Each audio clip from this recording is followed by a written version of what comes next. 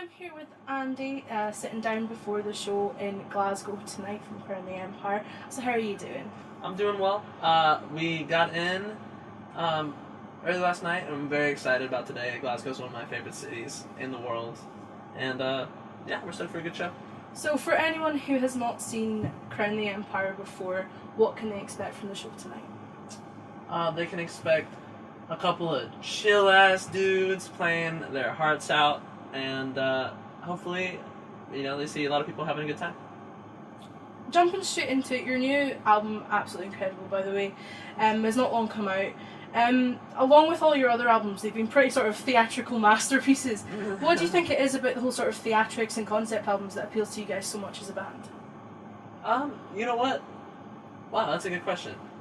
Initially, it kind of just we didn't have a kind of a niche. Is that what it is? A niche of what separated us as a band. We going into it, we were just like a garage band, and so it started with just getting together as a group versus figuring out where we wanted to go musically. And so as it kind of progressed, a couple of songs started coming out, a lot of the metalcore like synthy stuff, and then we did Johnny Ringo, which is off of our first EP. It kind of had a completely different vibe than the rest of them, and we were like, this is really cool. And we put it out.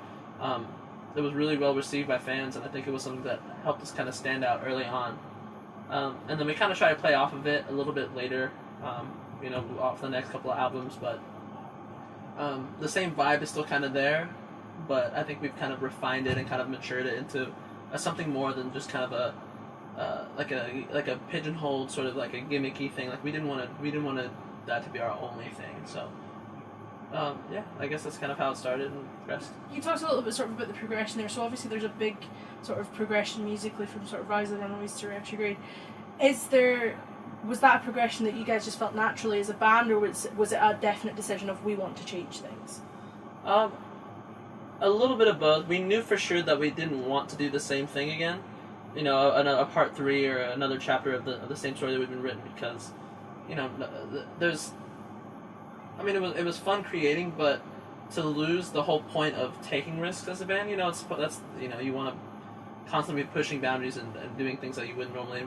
If we had done that, we would have felt like we would have settled in and just been fine with doing the same thing instead of taking the risk, maybe getting some shit for it, but in the long run, it's worth it. So, in that sense, we knew we didn't want to do the same thing, but as far as us, musicianship side of things kind of happened by itself. As we kind of grew up a little bit, our music, we weren't fans as much of like metal. We've got, we were picking from different things here and there and kind of listening to all over the place, music DJs or rappers, whatever it is, but we were drawing inspiration from a lot more, and it just kind of happened by itself. So being an American band, you guys have some absolutely sort of crazy shows over there, but obviously we're in Glasgow, quite renowned for being very rowdy. Is there a big difference between crowds over the pond and across here? Over the pond, that's fine. I never heard that. Yeah, I mean, there's a definite kind of energy, and the music scenes there are obviously very different. It's way bigger, so you could have one town be amazing, but in the same state have nobody show up and care for you.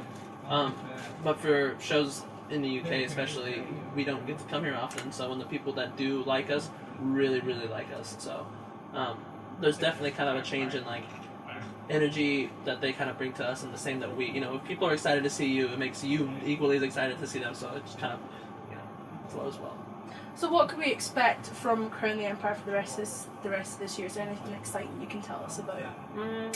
We are touring, and then just kind of behind the scenes stuff going on. We're trying to bounce a couple ideas off of more ways to kind of promote our new album. We put it out, it's only been out for a couple months, but I think there are a lot of different avenues we could take other than music videos to kind of show everything behind what we're talking about, what we're trying to do. And we don't know exactly, I'm sure I just sound like I'm rambling, but we have a couple cool ideas with like films, art, just tons of different stuff like that. Sounds very exciting. So finally, just a little sort of fun question to end on. Mm-hmm. If you could have one superpower or be one superhero, who or what would you be? I would have the power to teleport, I think. That way my life would be completely different. Like if I could show up to Glasgow, play a show, then go back to Texas or LA or wherever I wanted to go would be a game changer because I get a lot more done, I think. That's a good answer. Yeah. I like that answer. Feels good. Well, thank you very much, and I'm very, very excited for the show tonight. Absolutely. Thank you so much. Thank you.